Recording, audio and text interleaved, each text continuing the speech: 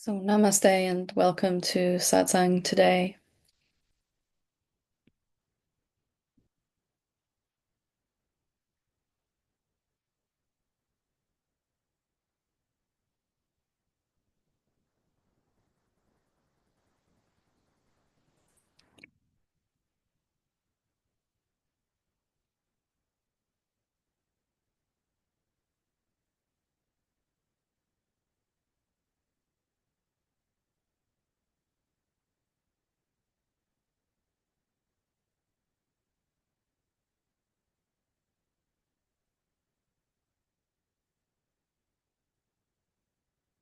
Today, what I feel inspired to talk about is something it's a conversation that's been going on in our community. We also have a WhatsApp community, which is like online ashram or something, if you will. And there's people there from all over the world. And one of the conversations that's been going on this week in there is about what a glimpse of awakening, a glimpse of reality is, and basically how to have more of those glimpses. And I thought it might be useful just to expand upon some things I've said in response to that, because it's a subject that affects all of us, and if we're not careful, we can end up wasting a lot of time and energy pushing toward against something and towards something that we feel is going to move us deeper into our awakening. And it started off with someone sharing a glimpse, a moment, an experience of something deeper than perhaps we are used to, our ordinary everyday level of consciousness, our way of interacting with the world around us and ourselves. And every now and again, these moments where something opens up, something is revealed or reveals itself to us, a deeper aspect of our being. And for most beings, those glimpses, let's just call them, are few and far between. And maybe we've never even had one at all as we're listening to this. And they're both useful and not useful, these glimpses of reality. Firstly, they're useful because they can show us a taste of something that is um, beyond the mind, that is real.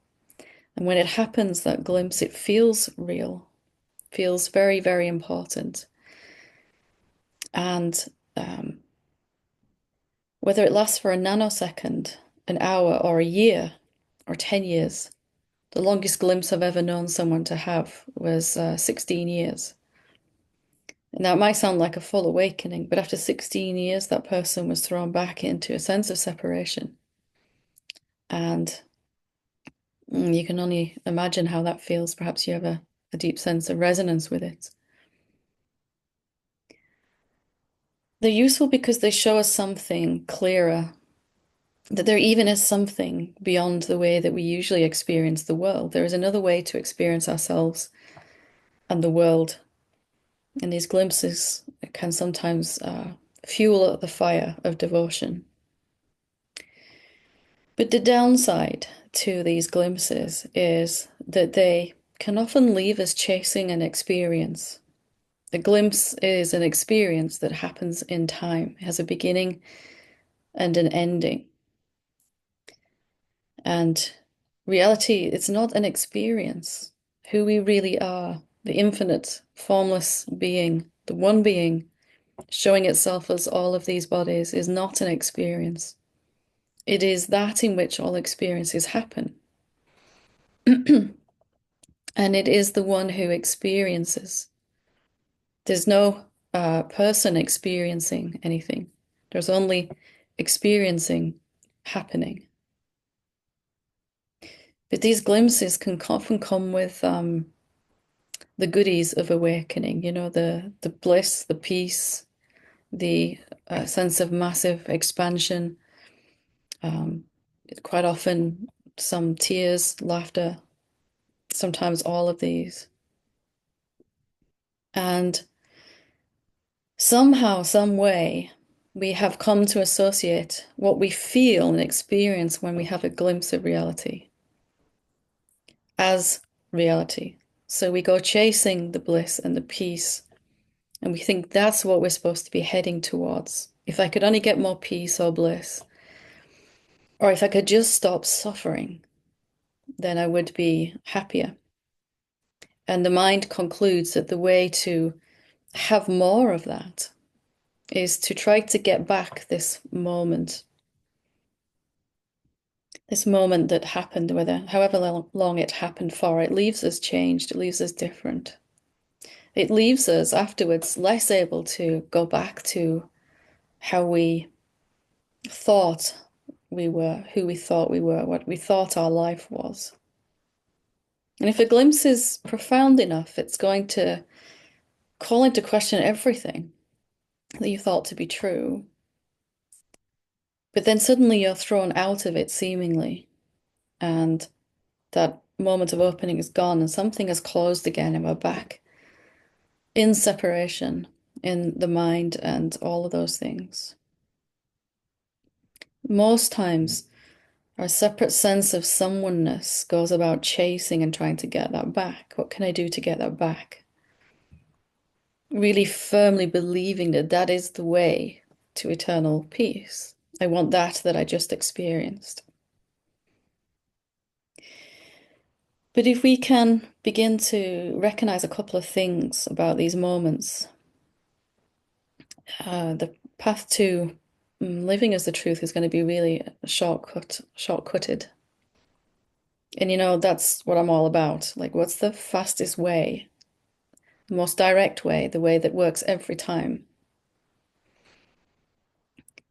And the conversation evolved into people talking about how to get these glimpses and sharing their experiences, different experiences. And whilst all of that is wonderful, it can totally mask what we're doing here in awakening, what we're trying to see. And don't get me wrong, I had one or two small glimpses, and I spent 2 years trying to get the first one back. And then I had another small one after 2 years. Not because I'd successfully managed to have a glimpse consciously, but because I burnt myself out from trying over that 2 years. There was nothing left inside me that could actually push and try to reach something. After 2 years, another glimpse happened because I finally, in that moment, wasn't pushing against anything. Not because I'd surrendered and was at peace, just I had nothing left in the tank, right? If you've ever felt that. Burnt out completely. No effort left, none at all. So this other glimpse happened, and of course, it set me off on about another 6 to 9 months, I think it was, trying to get that back again. Finally, I came to see that it's not an experience that I'm looking for. It's not the peace or the bliss even that I'm looking for, that I should be chasing. I should be chasing the one thing that I'm ignoring all the time. This sense of openness, this sense of expansion, the peace, bliss, the joy, and we've all seen someone have a big epiphany, a big shift, a glimpse, an opening, probably. And if you haven't, just watch a couple of satsangs and you'll see someone start laughing or crying or shaking or something, right? Or sometimes all of those at once. But that's not it. That's not it. That's an effect.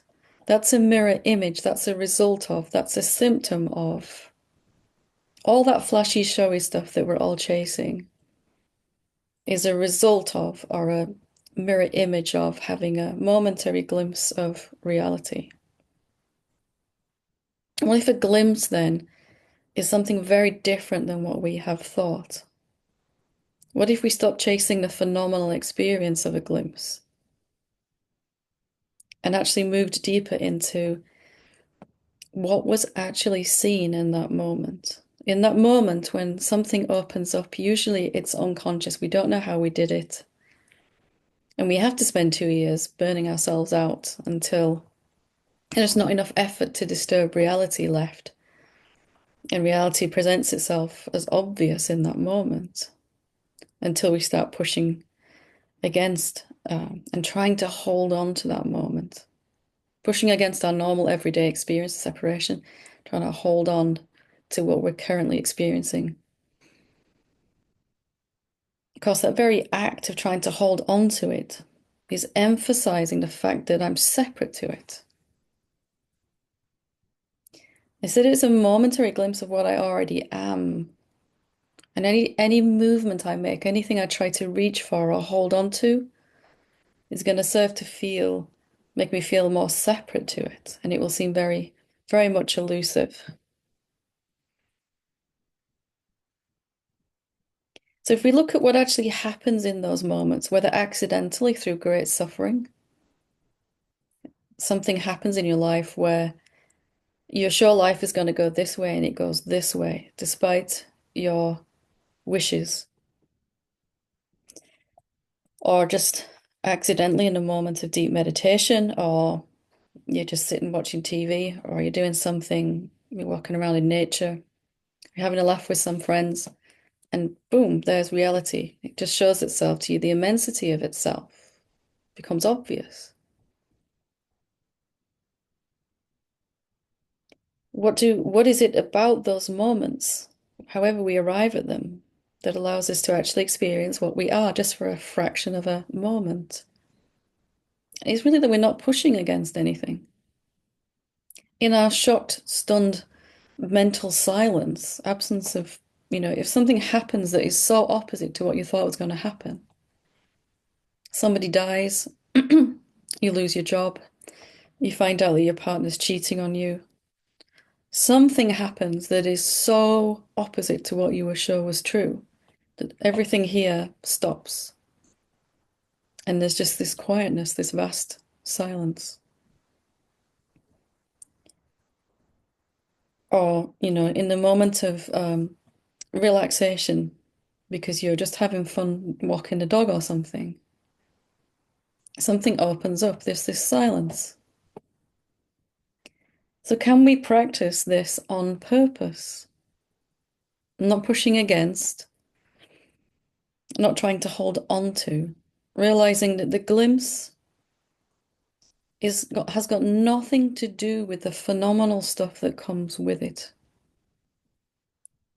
And that most of us are having glimpses all the time. In fact, I'll be so bold as to say everyone is glimpsing reality all the time. But because it feels normal and ordinary, we overlook it, we don't value it. In those moments of like, oh, and the clouds part and there's all this peace and joy and tears and how did I ever think anything was wrong with myself? Those moments. The one thing that's standard in those moments is that you're not rejecting anything at all. There's just you, just silence. Even if the mind is doing its thing, it's like some faraway voice that's moved out of the house and down the street, and you can hardly hear it. It's really not that important. Will we pay attention then to the glimpse that is here in each moment, the same silence that feels spectacular and profound in those moments is here right now? The same silence, the same awareness, the same presence is listening to these words right now, and yet it's overlooked and undervalued. Why? Because it's not jumping up and down for attention. It's not a phenomenon. It doesn't feel good or bad. It's not moving, it's not changing. It's the same boring silence as when I stop talking. That's it. Same silence that all the sages are revering and praying to and worshipping and meditating upon. The same silence. Same awareness that's aware of the next thought or the next word is the great awareness, the absolute awareness, whatever you want to call it. The infinite space of consciousness. Usually, when we touch upon it, it feels boring, it feels dull. Silence, and then silence is just silence. It's the absence of sound. It's nothing more important than that, says the mind. But if we can learn to value the glimpses that come without the fanfare, without the trumpets and angels and all the fancy stuff, like now, the silence now,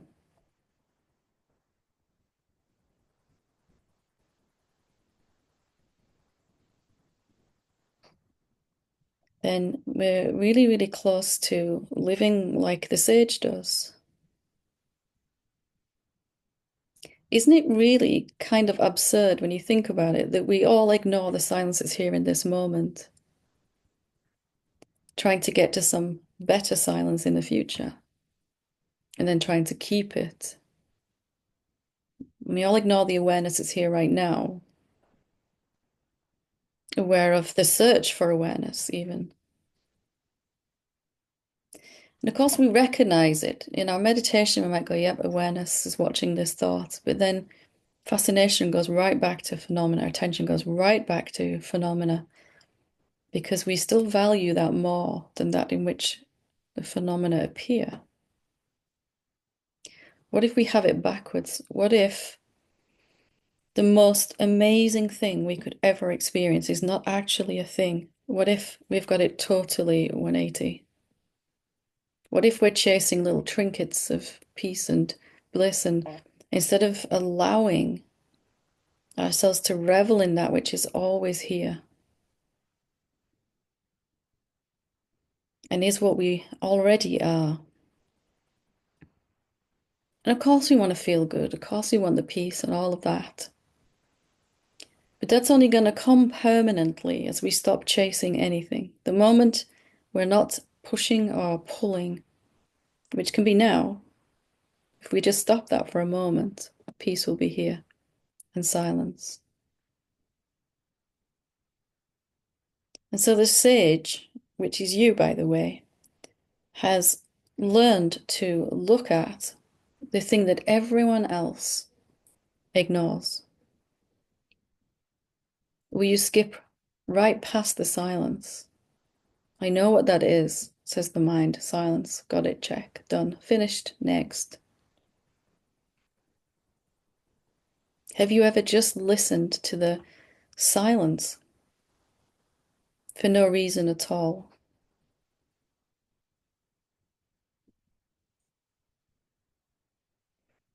What if it is a tiny little portal in this moment, listening to the silence, to an infinite realm of your being? But we're expecting it to show up at first as something exciting or flashy or something that feels really good. Will you glimpse what's here, the non-phenomenal that is always here? Will you value that more than anything else?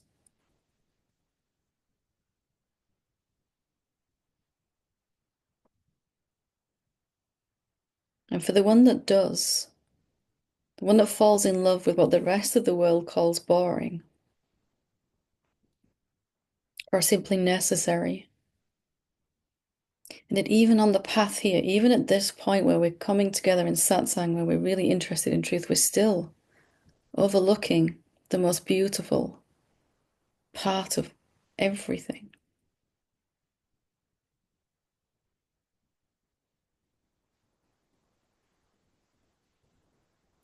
We're swimming around in glimpses.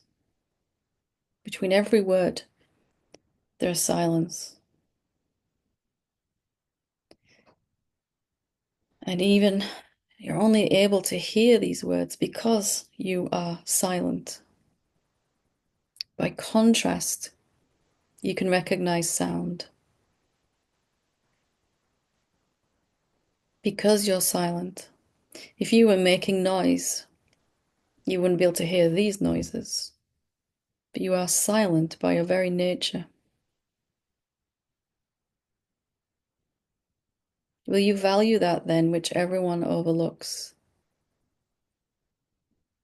Will you be the one that steps away from seeking something fantastic down the line that's going to blow your mind open? That's going to happen. And it's going to happen every single day if you begin to revere the silence. Paradoxically, those glimpses that we so want with the big flashy experiences begin to happen when you don't want or need them. And they're great then because they fuel the fire of devotion. You recognize the link between really beginning to revere and celebrate and fall in love with this epic silence, that it is not at all what it seems to be. There's an infinite ocean of silence. And we can never get to the end of that exploration of what silence is. I still have no idea what silence is. And I don't want to know. I just want to be it and love it.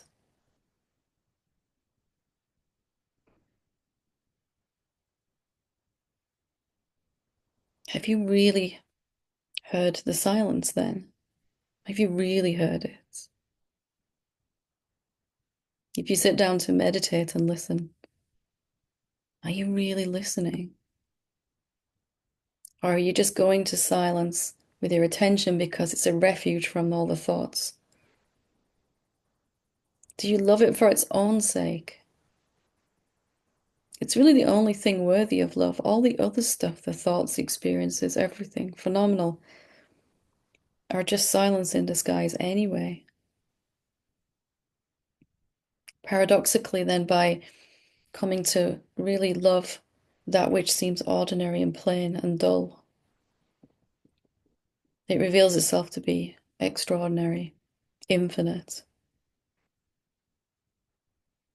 and the source and the wellspring of all the things you could possibly want, including peace, joy, bliss, profound love for all of creation, infinite abundance, and so much more.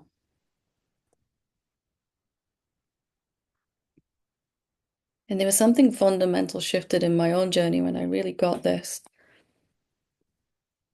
Can I love silence just because it's silence? Can I love silence because I can't suffer while I'm listening for that moment to silence?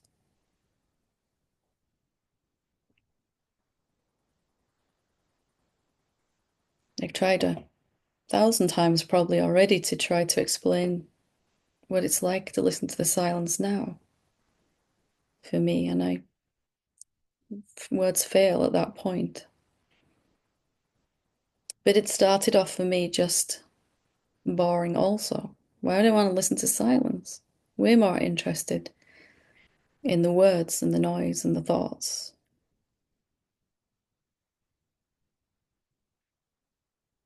And I heard enough times great beings, great teachers say that it's right here, right now, when we're overlooking it.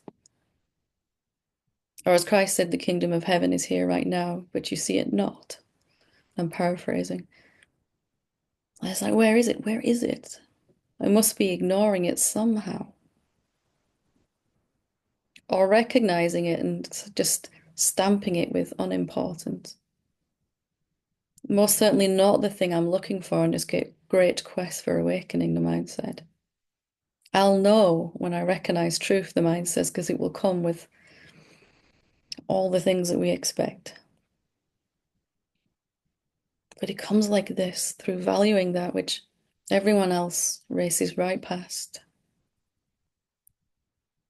Stopping in the seekingness to just look at what's already here now. to pay attention to that which nobody else wants to pay attention to.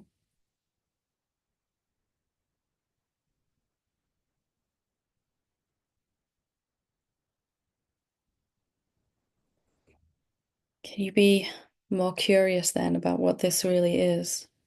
And of course, I've used the word silence today, but it's just a word. We could use many other words. What if reality was literally throwing itself at you all the time? Are you going to stop playing hard to get? Now's a good moment to do that.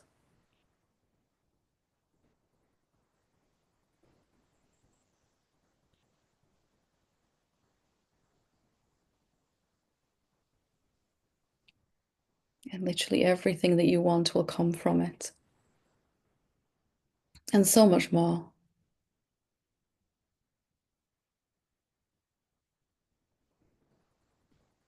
The silent space in which the seeker appears is what the seeker is seeking, and it can never recognize it.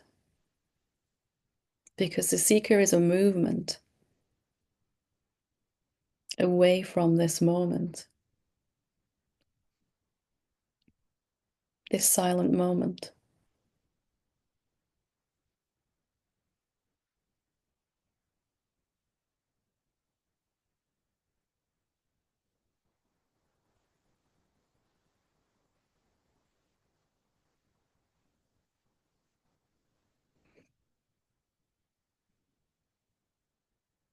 Hope you have the good fortune to fall in love with silence, with the boring and the mundane and the overlooked, because it is the sacred, it is the beautiful, it is the infinite in disguise.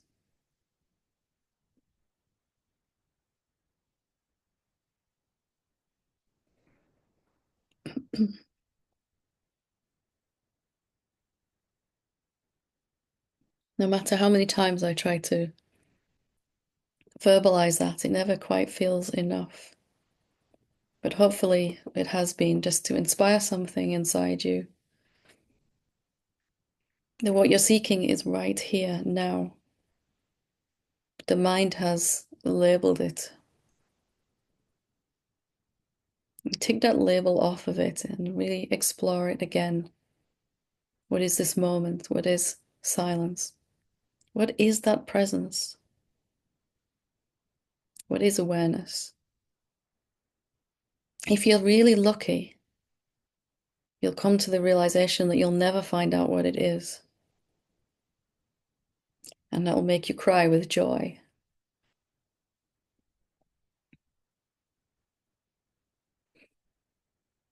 Okay, we could spend another 3 hours where I'm trying to describe it, but just trying to inspire you and hopefully shift course from forward to inward, into further into what's already here.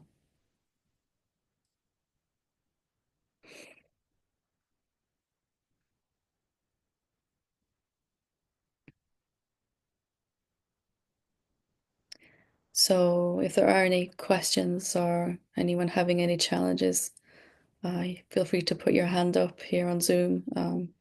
We'll go with a maximum of 5. So start with Mitra.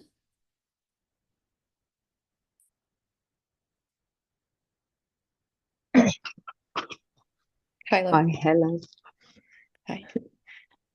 I have a question about contemplation. So I actually wrote my question to be, just clear and quick. So I've been questioning, am I separated from my son, as you suggested? Mhm. And it always starts with a contraction in the heart that can stay with different intensity for the entire time of sitting. I have some kind of story in mind. For example, I imagine him leaving Australia, and I ask, can I ever be separated if we live in two different continents? So, Why is add that something okay? onto the question, though? Why not stay with the original question? Can I ever be separate from my son? Hmm, that was my question, actually. Hmm. You see how sneaky the mind is? It takes a question Yeah, it's been given and it says, yeah, that's good, but let's tweak it a little because we can, improve upon this. And of course, everyone's mind does it, but I thought maybe that way, like when I'm imagining him living, it evokes again those contractions. what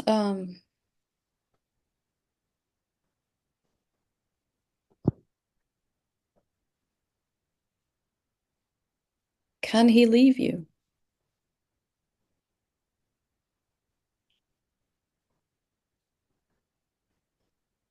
To the mind. Yes. And to you? And this is where the question is going, right? This is why I don't want you to change the question.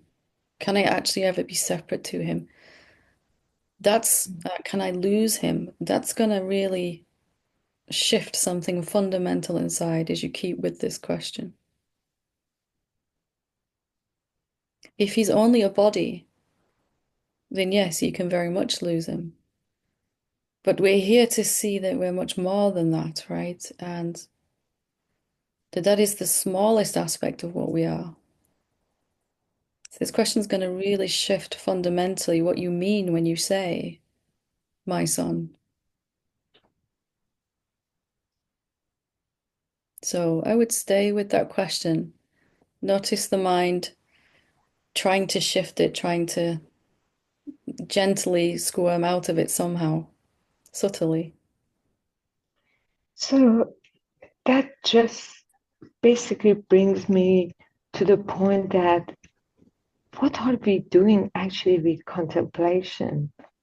Is it is it a way of connecting with the unconscious that is stored in our body, in the cells, in the tissues, in the bones, in the, that unconscious? Because the mind is already convinced that separation is not true, but the body is not, correct? Mind, the mind might have thoughts about separation being untrue, but the very next moment is thinking about your son as if he's separate to you, right? Mind has both types of thoughts Yeah, going on. that's So right. contemplation is a way, and actually, really, this is more like a self-inquiry question, but it's really a way of connecting with who you really are, resting in that place where you don't know anything. I'm willing for a moment when I ask this question, can I lose him? I'm willing to actually challenge if that's true. If I feel fear or sadness, then I'm sure I can lose him. And I'm feeling the emotions that go with that idea. But in curious questioning like this, you're actually stating you don't know just for a moment, and the truth can begin to reveal itself. So okay. So it's more like an inquiry, as you say, and just sitting. Yeah, I always wondered also about inquiry, but just sitting, waiting, kind of. Just watching all of the answers, right? Not waiting, just watching all the answers that come. Normally, our whole life has been a contemplation, but we stop at the first answers. Can I lose my son? Yes, says the mind. And we stop there and we believe that, therefore, we keep experiencing the same thing over and over, the same emotions, the same thoughts. Contemplation, we're opening up to all of the answers. And as we do that, we begin to get a really different perception of what's actually true. Okay. As more I do, as more confused I get about Good, very good. contemplation. Keep going just like that. If you're confused, you are right on track. Really? Okay. Okay. Clarity, mental clarity is overrated, really overrated. You can understand something, but not live it. You can completely not understand it and live it completely, the truth. Let your mind uh, swim around in that pool of confusion. And because the confusion is finally that the mind is letting go of the tightly held ideas it's had that it thought was so true. Now it's not so sure, and that's a really good thing. It doesn't feel good at first. When someone gets confused, I get excited. Something's about to shift. I'm very confused. Very good. Also, Carry straight on with what you're doing. Change nothing. okay. And sometimes, like the last couple of days, a very strong emotion, like today, I've been in tears for an hour after contemplation because when I ask, uh, because it always starts with a contraction in the heart, and sometimes it just stays the whole sitting. But today, it actually moved to my throat Don't and give like it a any lump. significance. Don't give it any. Sorry. Don't Okay. make this answer any more special than any others,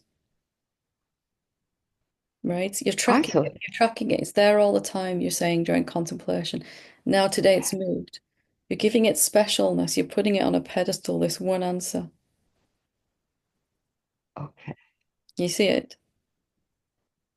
So it's not about releasing all those emotions.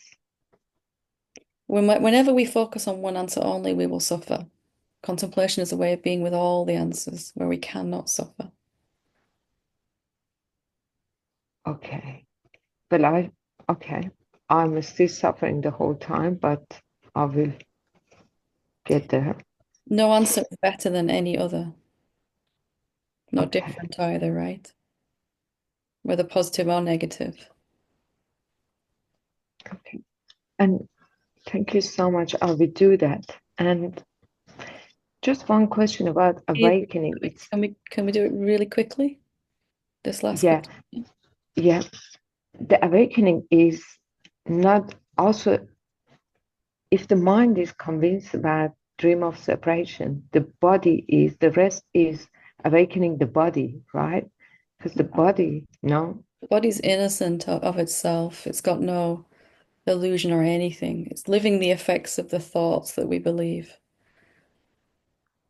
So Um, the unconscious is not in our body, it's there's in the mind. lower frequencies flowing through the body system, but they're generated in the mind based on what thoughts we believe.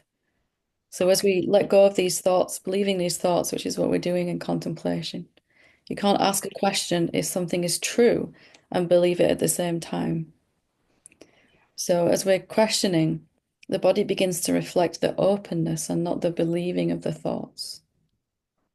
Thank you so much, Helen. Appreciate it. Good questions. Thank you. Okay, we'll go to Christine. Hey, Helen. Hi, love. Hi. Um, so everything that you said really it resonates a lot where, there's been many glimpses and, in meditation, it feels like that silence is just there's so much peace. Right Um, now, it's still here now, isn't it? it's here. I guess my question or my challenge or the challenge that I'm having is that um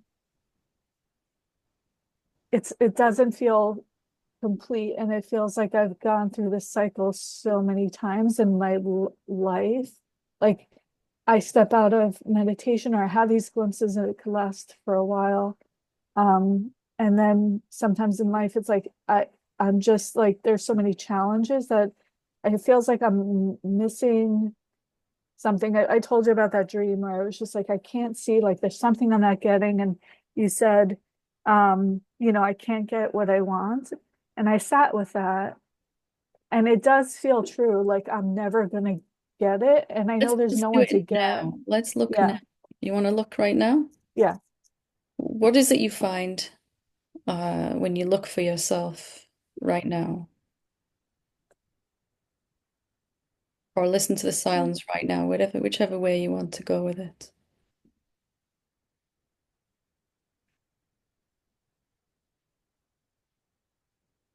Um, there's a space and a space that could see the thoughts and the emotions. And put your attention on that space, like with a real curiosity, as much of a desire as you can bring to see it. I really want to know what it is. What actually is it?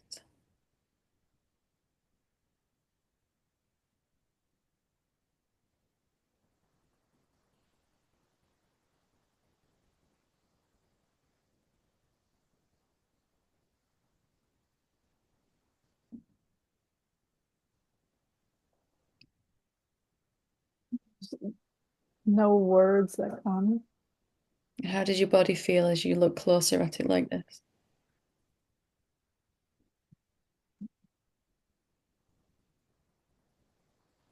Not in not important, not relevant. I don't know. Like Is it more relaxed or less relaxed? more. Let's look at that space again as if this is the last chance you're ever going to get to explore it. This is the last chance right now. Really, this is it now. We look and we see it. We're all in, right? What really is it? Is there anything lacking in this space?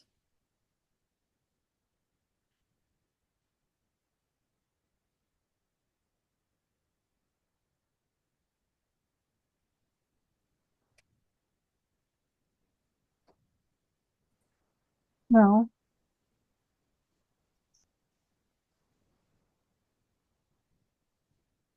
Can you ever really know what it is?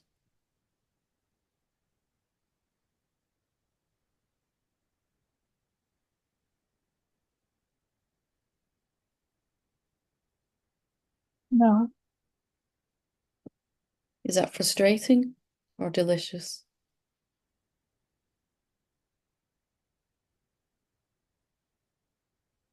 Um,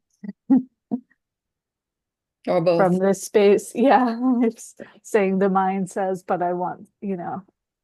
But from the space, yeah, there's no, it's fine. Just fine?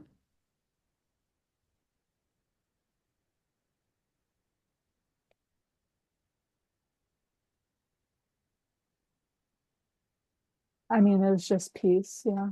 Hmm. Is peace enough for you?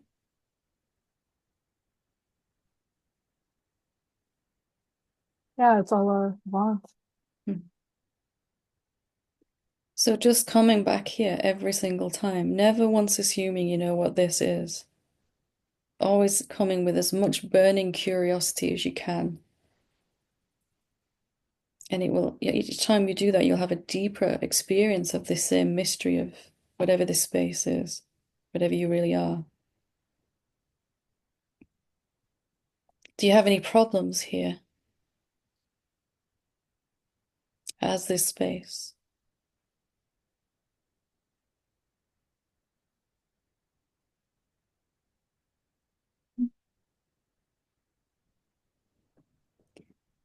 Can there be anything to seek here?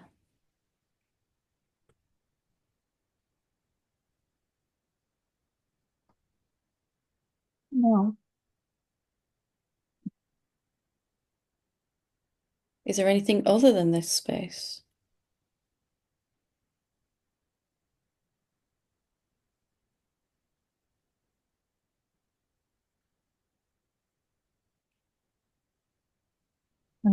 only when I believe, I guess, only when I, As this space, though, can you believe anything? Does the space have a brain and the thoughts running through it? Does it have any structure at all, this space?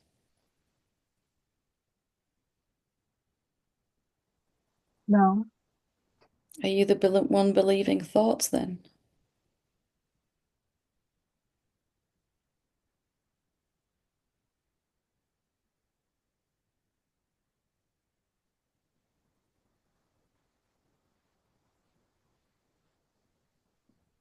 no, See that seeing should bring great joy. Are you the one believing thoughts then?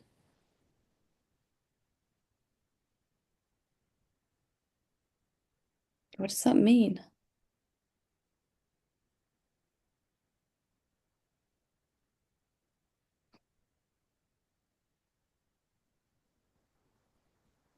Are you the one that got lost in illusion and has to find your way back out?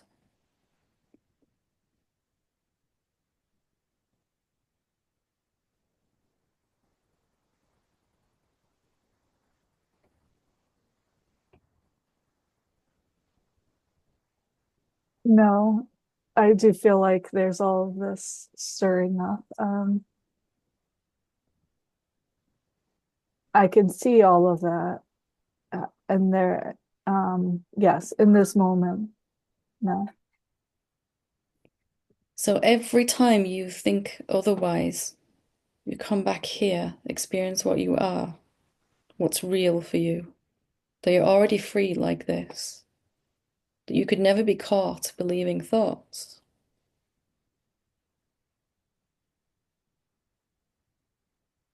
The whole universe of suffering for you is hanging on this one thought that I'm the one that left this space and I got to try and come back.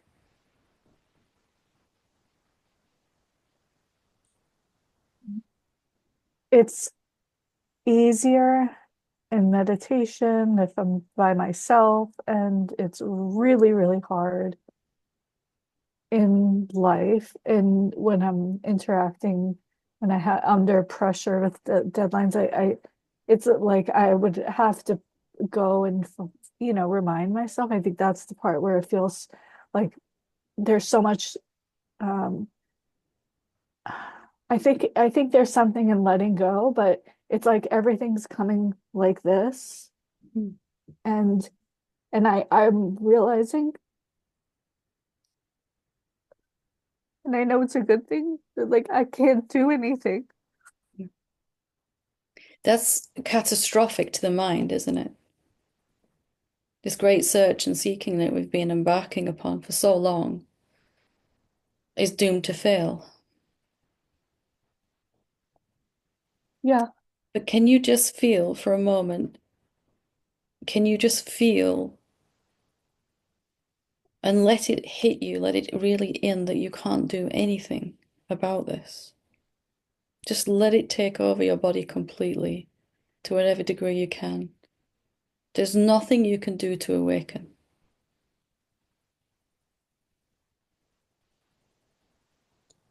There's nothing you can do to awaken.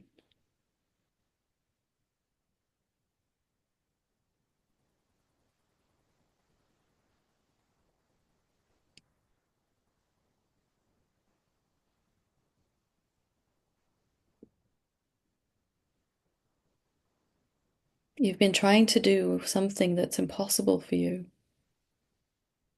You've been trying to stabilize in this or embody this or bring it into the office.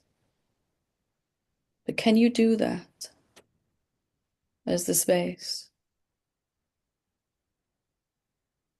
no, And do you need to as the space?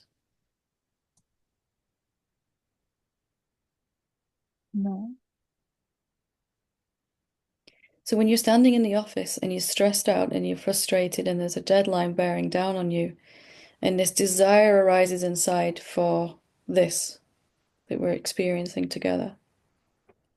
I just want to be back on my meditation seat. I just want to run away from this, right? So I'm feeling this great burning desire arises. Can you just let it arise and sidestep it? Meaning, Let the desire arise, but don't believe for a second that you can do anything about having it manifest or that you need to. What if the desire arises in the body? I want the same peace I feel on the meditation seat in the office. And you just watch that arise. Let it come and let it go, that desire. Do you feel something different? Yeah. Um, it doesn't feel like it's me, then I just watch and it comes up and goes. So as I watch the desire arise for the thing that I wanted more than anything, and I just let it arise, naturally it comes spontaneously to manifest. If I don't try to do anything to make it manifest, the same peace in the office as I feel at home, naturally the very next thing that happens is I feel peace. Mhm. Because the disturbance is not the office, believe it or Yeah. not. It's the idea that you can and need to do something to make this happen.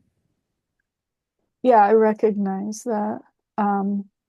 In the moment it's tough, but I recognize that that's what it's what I need to see. Like what I'm not able to see is that there's this me that's been still trying to like do everything, make it happen, fear of failure. Like there's this me there, and I know that that's not real in the moment. It feels real, and that's the part of like what you said of just um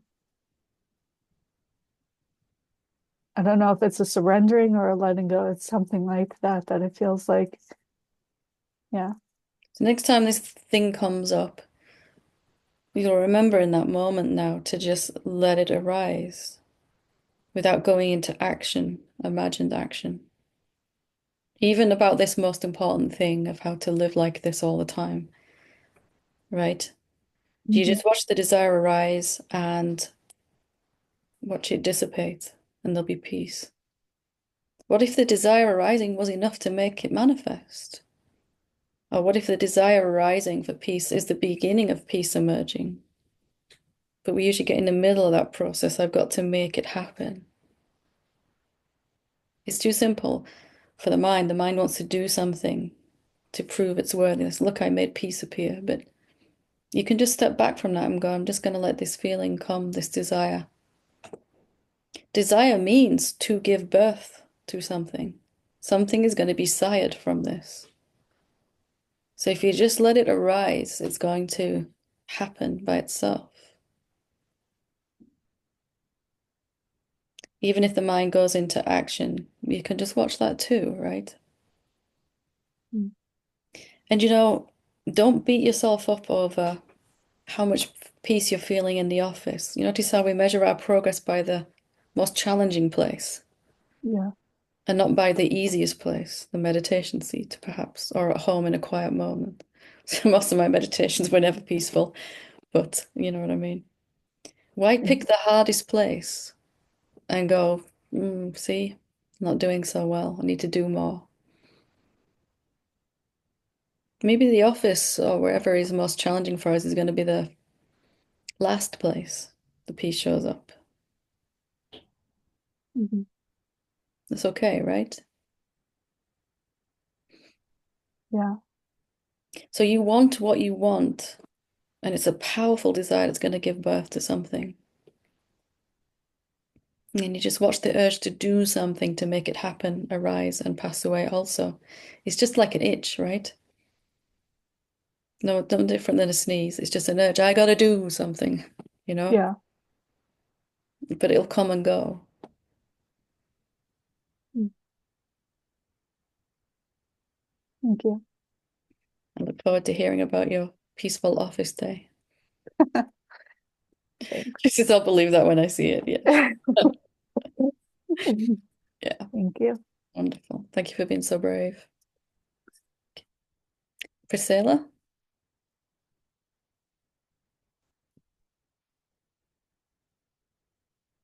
you're still muted there, love.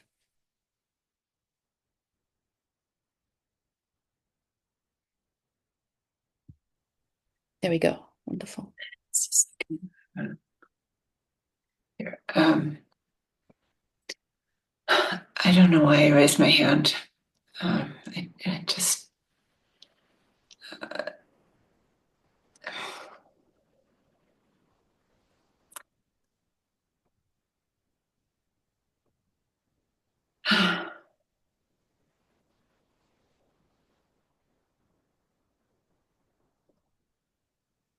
Maybe you just wanted that we could sit and be together a few yeah. minutes.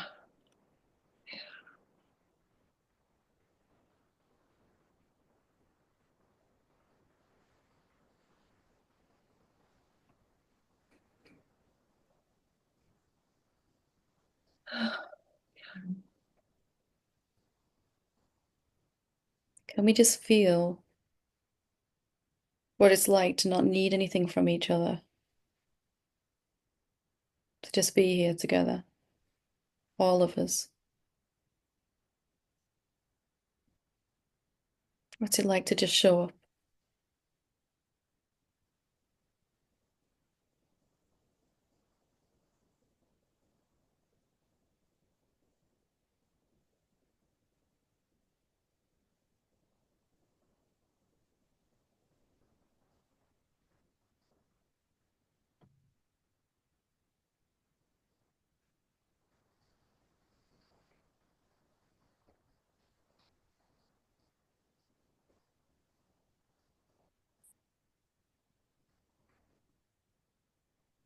How does that feel in your body?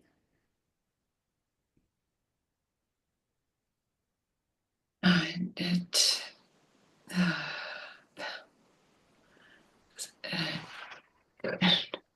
feels, it feels good. There's a sense, some subtle sense of separation that I like. There's such love and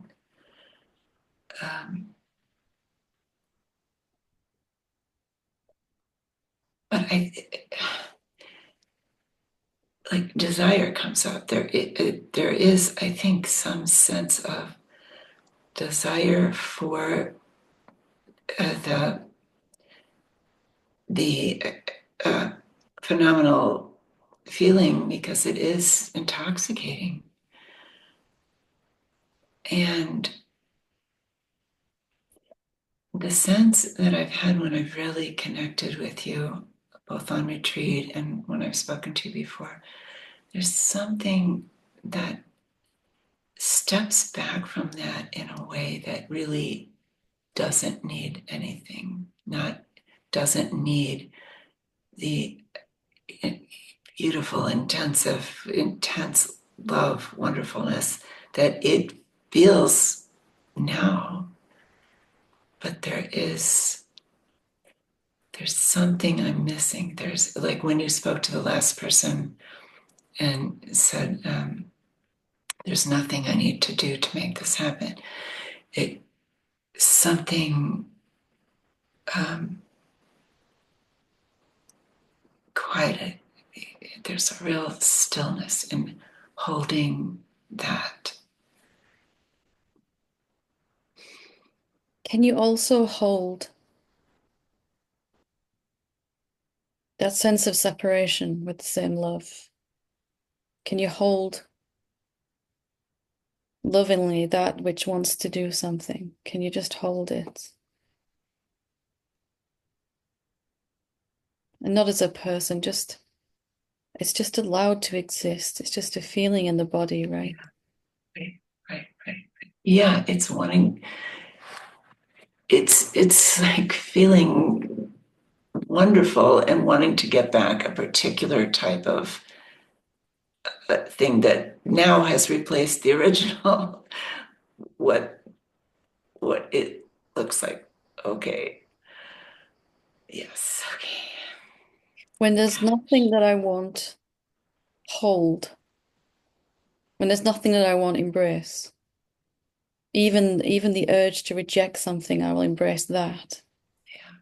Then there's only love, and the body agrees with you then, Yeah. very emphatically. Silence, love, awareness. It's all the same thing, different. Yeah. Silence listens to everything equally. So whatever seems to be what is disturbing our peace, we can turn towards it. Yeah, it isn't. It's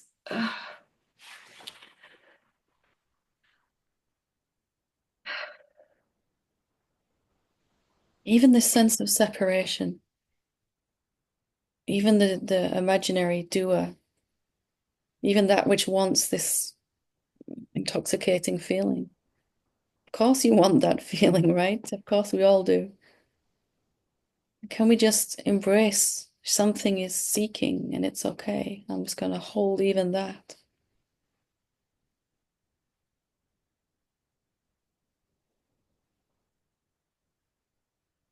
Whatever happens next is just the next thing to embrace.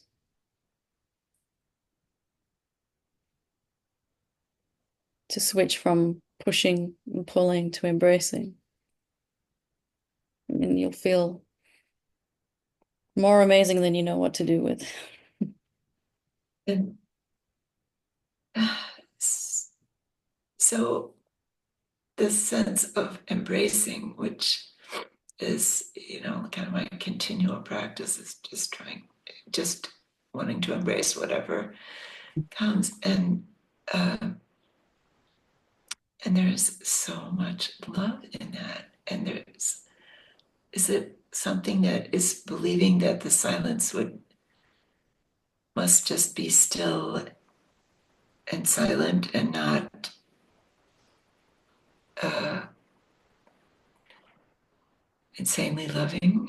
Just, It's this idea that we know what silence is, right? yeah, right, yeah. It's passive, it's still, it's receptive, but sometimes it's dynamic and sometimes it's moving, and sometimes it's embracing, sometimes it just seems to be watching. It has all these moods. Yeah, right. And So that's it why always that's why a is. lot of the focus is going to, we don't really know what it is. Yeah, Because the mind will say, oh, I know what it is now. It's this love yeah, grace. And it will write it yeah, on the clipboard. You yeah, know what silence is now. I'm laughing because I did it 100 times. yeah, I know what awareness is now. And then right. the very next moment it would show itself in a different way. Right. That's what I need. There's something that is so profoundly in love with not knowing what it is, right? But discovering what this is.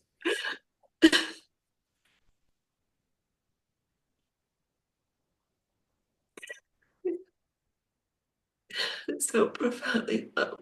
Yeah. Discovering what love is. It's as sweet as it gets. Every moment it might be different, showing up differently.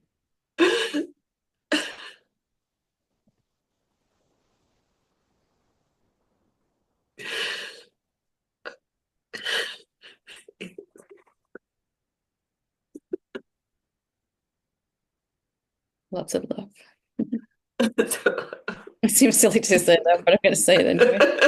Lots of love. Lots of love. Yeah. Good to talk to you. Thank you. We'll go with Nancy.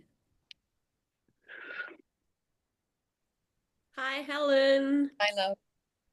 Um, I'm still a little bit convinced that the separate self is existing. That's okay. So I thought we might do some self-inquiry. Favorite thing to do. My favorite thing to do. So, what do you find when you look for yourself? I do think I find my separate self. It's the connection of the body, my thoughts, Yeah. my feelings, this all together as one entity. And what is it that sees the body and the thoughts? What is it that knows those? This entity sees itself. Can you prove that? Can you How, prove that what sees a thought is a thought? Can you prove that?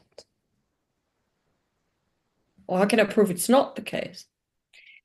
It's enough to know that you can't actually prove it. Just a little gap in what we think we know goes a long way to allowing awakening to unfold. If you picture in your mind a pink elephant with me now, Yeah, what is it that sees it? How do you know that pink elephant image is there? I'm thinking about it. Yeah, It's a thought. it's a thought, but what sees it? My my brain. Can you be sure of that? The image is generated in your brain, agreed, but is it your brain that's actually seeing the image? So you don't have to jump to an answer with this, but it's enough to like, actually, let me just slow down and see if I actually do know how I'm seeing it.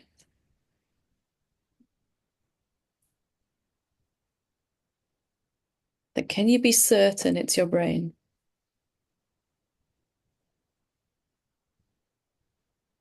If I stood you up in a court of law and made you swear an oath, would you still say, I'm certain that it's my brain that's, or the entity sees itself? Sorry, could you repeat that last sentence? Yeah. Do you still want to swear with 100% conviction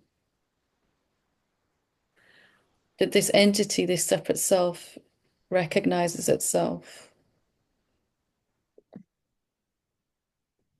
Well, only reason I'm saying no is because no one has ever found a thought when they cut off brains of people. So that's giving me a little doubt, but it doesn't mean that the thought is not somewhere else. And if someone would find a thought somewhere on machine, then I would be swearing to it. Yeah.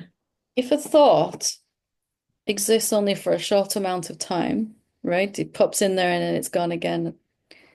It might pop back again a few times, but it only exists for a short time, a few thousand times. But could something that's coming and going recognize something that's coming and going? Why not? Yes. So let me ask you this. There's a road. Imagine a road, right? Traffic passing both way on the road. And you want to stand at the side of the road and count how many cars come past you, right? Can you know how many cars go down that road in one day if you're coming and going? Sometimes you're standing there, sometimes you're not. Yeah, no, I can't. Yes. Even if you were moving down the road, if you were walking down the road and kept looking back to see cars, could you really see with certainty how many cars went past that Probably day? not. Probably not. So can you see the coming and goingness of a thought if you are coming and going?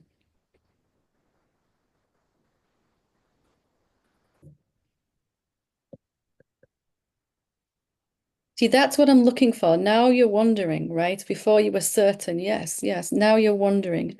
What's just happened there is an amazing spiritual thing, although it might not, it might feel like I'm more confused now, but only something that is always here and completely still can observe something coming and going. So whatever it is that recognizes thoughts must be always here.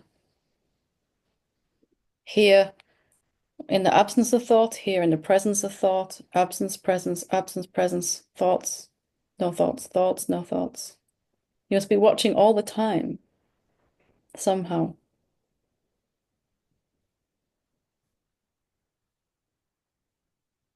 Just taking a little time to sit with this over the next few days.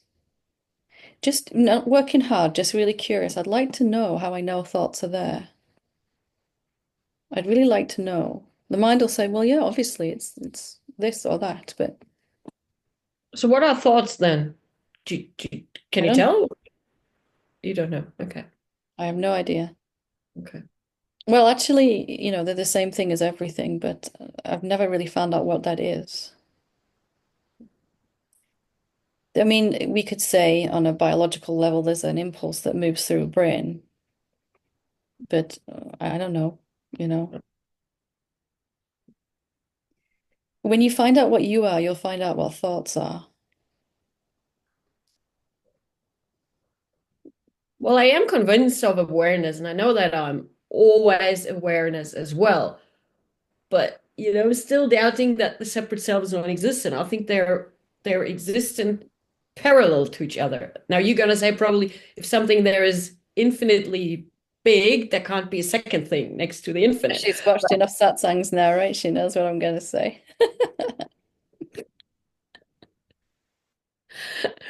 Yeah, okay, yeah, I might sit with that then. Yeah, okay.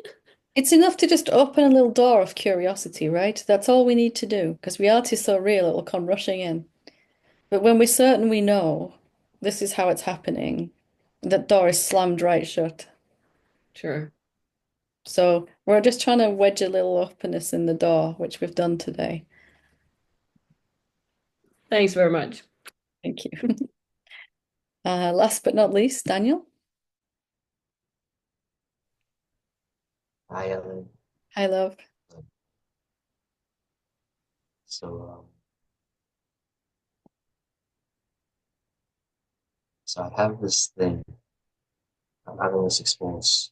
I'm just gonna say I know I haven't messed it up. Try. I feel like there's like a doing happening. So when I'm here, and I see that I'm caught in thought, bring everything down, sit with this, and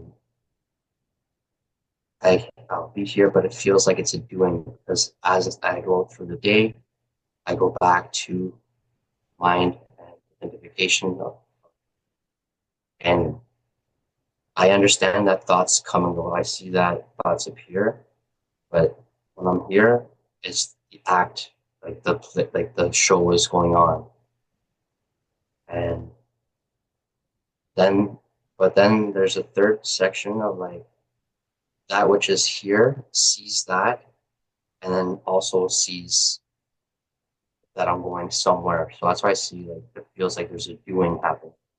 Right? I'm from here and I'm going down to here, Can but you this prove never you're moving? changes. Can you prove that you're changing and moving? Something is, but can you prove it's you that goes with thoughts?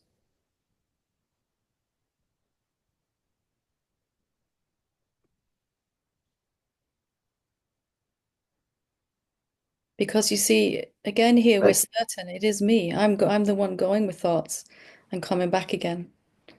And you even said yes, there's something bigger watching all of this. But if we're certain, which everyone is until they're not, that I'm the one going with thoughts and getting lost again,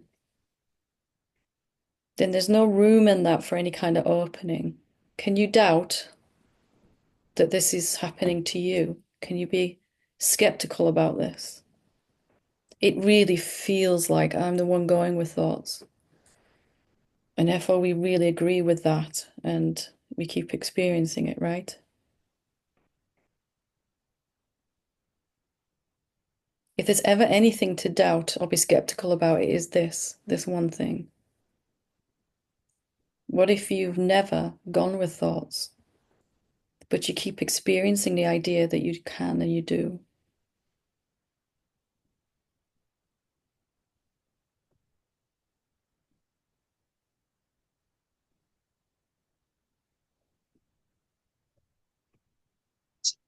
and I tried. So I sat with that, thought that okay, let's just feel it as an experience happening.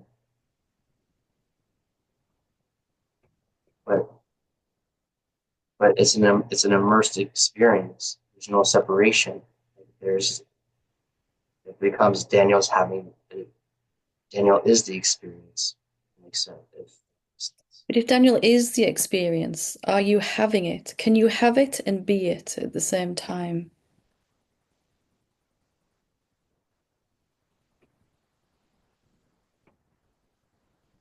If you really look closely, can you find someone experiencing that? Or is it just happening?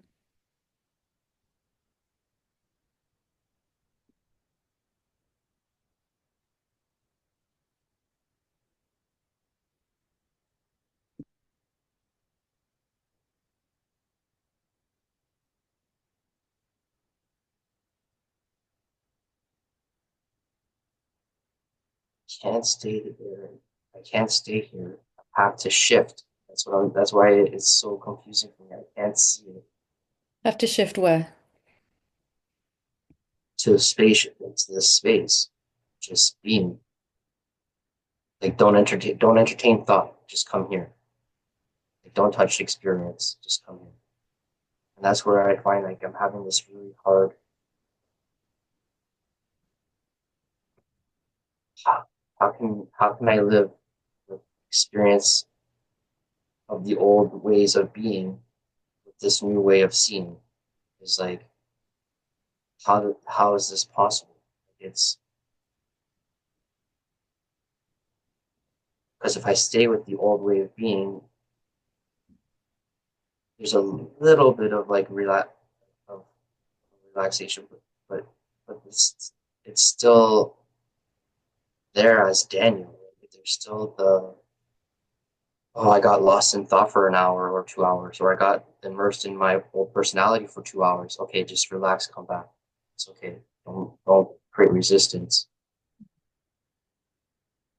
But now it's but it but like I said, and then there's just doing that rises, and it's like I'm stuck with this thing for a while already.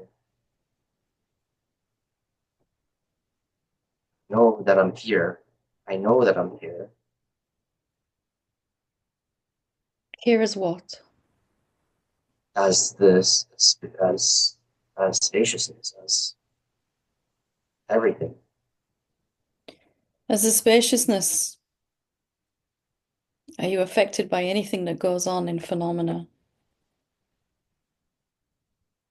No, no, straight no. I can admit that. I As the spaciousness,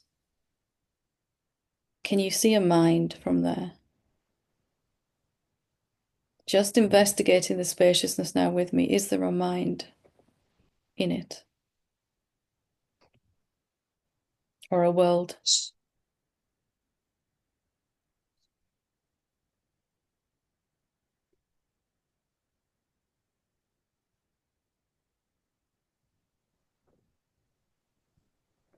it's just it's just a world of experiences. It's experiences of inner sensations, inner thoughts, and then there's a experience of outer whatever is happening outside of this. So is anything that goes on there able to affect you, the spaciousness?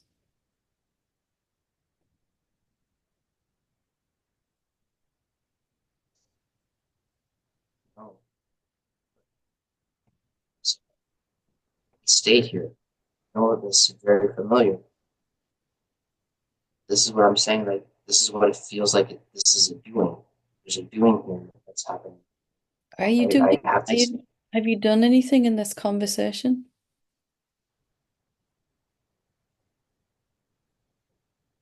It feels like it, but let's really investigate that. Isn't it just another sensation that you're watching from the space? This doingness, it's just a feeling in the body, right? Can you prove to me that you've done anything?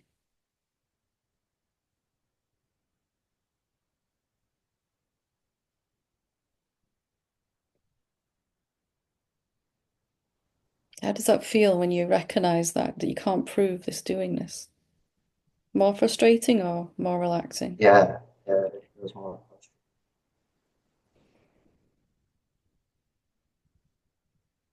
Why frustrating?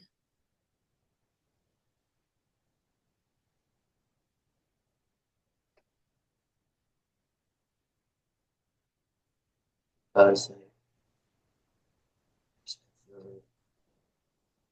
there's not an understanding that's been reached. There's like, but I would have these understandings to say, oh, stay here. And it just doesn't happen when we just stay here as that experience I just mentioned.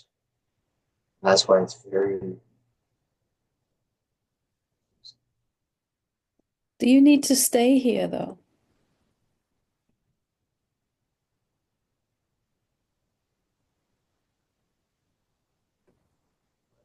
What if you It look feels as the if I space? don't put sorry, Go ahead, it's okay. but it feels that I'm putting effort at sorry. It feels like I have to put the effort to stay here. If I don't put the effort, it's like an unobedient dog that just goes around and does whatever it pleases. And it's like I have to come and put the foot down and be like, no, stay here. What if that idea though is the very thing that's disturbing you? The idea that you can put any effort into this? What if when you let go of the unruly dog on the leash, you just let go of the leash, it runs right back and sits next to you and sits still and lies down?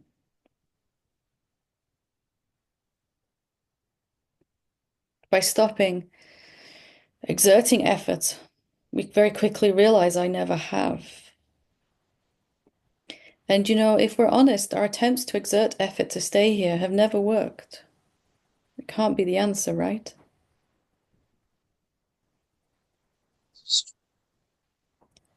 Do me a favor and abandon all effort to stay like this.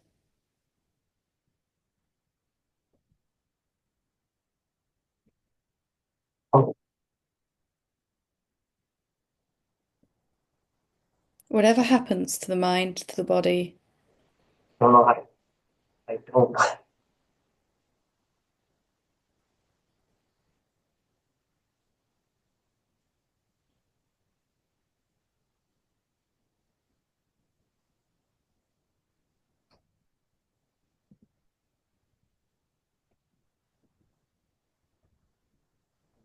even the idea of letting go is a thought. I understand that's coming from a thought.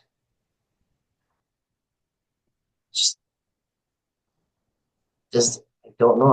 I'm trying to investigate is this even this not the feeling of not letting go another experience that's happening in this space. mm. Just, just it doesn't want to let go. Something doesn't want to let go. So, what's that got to do with you? The space. What you just described is a phenomenal feeling. It doesn't want to let go, right? It's digging its heels in. That's got nothing to do with you. You are the spaciousness itself.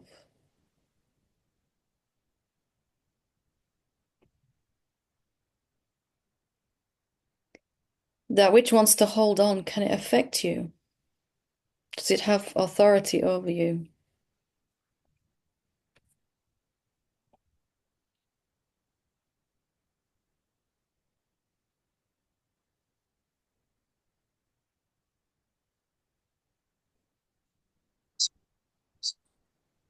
Say again. It's so confusing. It's really, really confusing. Let me ask you a really radical question, which you can sit with for a few days, right? And maybe it won't even need a few days, but how do you know that you're not staying like this already? How do you know that you're not already living as the infinite spaciousness?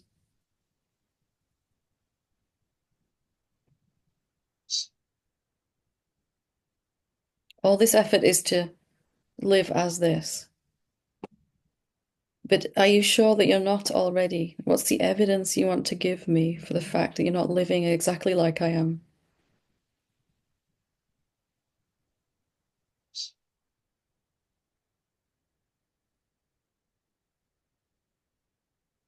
To answer conceptually is just because of the frustration, right? Like, You think I never feel frustration?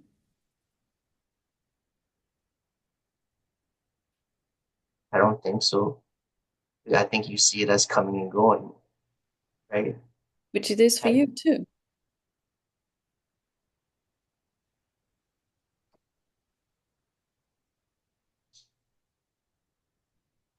You see, the thing that's the challenge here is this idea that you will know when you're living as the self, you will know, and this is not it, right? Can you see some conclusion that's been formed that you're not living as this spaciousness, self-consciousness?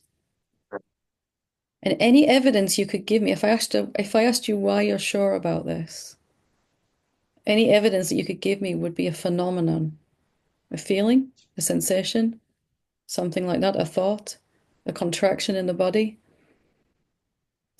The awakened being has just learned not to take any of that as evidence for whether they are the self already in this moment, living like that.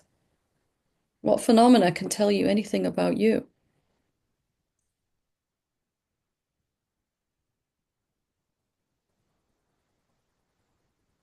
Yes, they happen, right? They come and go, but they don't mean anything to me now.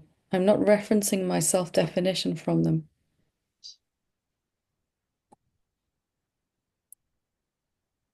By keeping the resistance alive of I don't get it, I don't see it, is helping fueling that.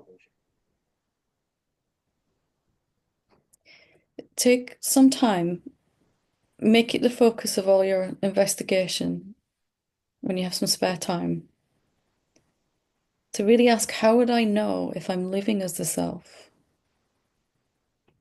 Right? And every answer to that question is going to come. The phenomenal answers that we reference, well, I'm feeling disturbed, I'm feeling frustrated, there's discord, disharmony, there's negative emotions, negative experiences. They're all in the realm of phenomena, right? And it's not that the awakened being doesn't feel those anymore. It's just that they're not using them to reference how they're doing. They're not using them to reference progress. There we go. Frustration comes and goes. It means nothing. I mean, yes, you'd rather feel peace than frustration, but let's not use it as our chalkboard of evidence that I'm not there yet, right? You tell me what is good evidence of whether you're there yet or not. Only one thing, which isn't a thing. Only the non-phenomenal can tell you anything about what it is to be non-phenomenal.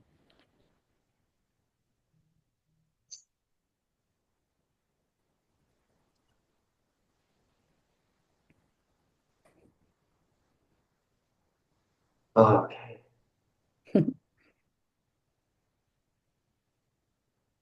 Only the unmanifest can tell you about what it's like to be the unmanifest.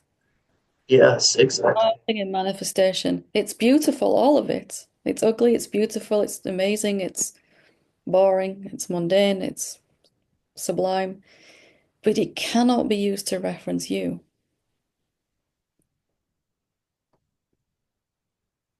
You cannot use something that's moving and changing to tell you whether you're being the unchanging, unmoving self. I'm saying it a lot of different ways just to really drive it home, right?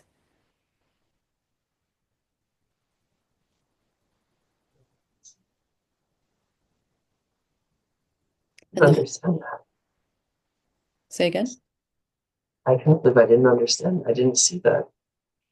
we're It didn't just come we're so in through. love with phenomena, even here, right? Even here, we're still trying to use phenomena. And of course, there's nothing wrong with them, but they can't tell you anything about you. They're arising out of you.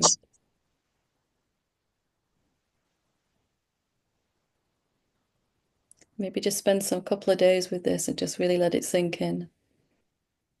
You'll start to laugh a lot. Thank you Thank you for so being. much. Thank you. Thank you. Take care. You too. Well, that's the perfect place to leave it for today. To right back where I started, paying more attention to that which is not changing, not moving, not shouting for attention. And even it's right where we ended up there at the end. We're even in love with phenomena. And of course, I did it too. If I was actually being the self, I would not be feeling this or experiencing that or going through this. That's even where we're in love with phenomena there. So all of this that we're trying to change will change by itself when we only use ourself to reference ourself. No phenomenon can tell you anything about you, and especially how you're doing in your awakening. So, beautiful place to leave it. Thank you all for your sharing and your bravery today to share things that aren't always easy. But we all grow together when we do. So thank you, thank you. Namaste.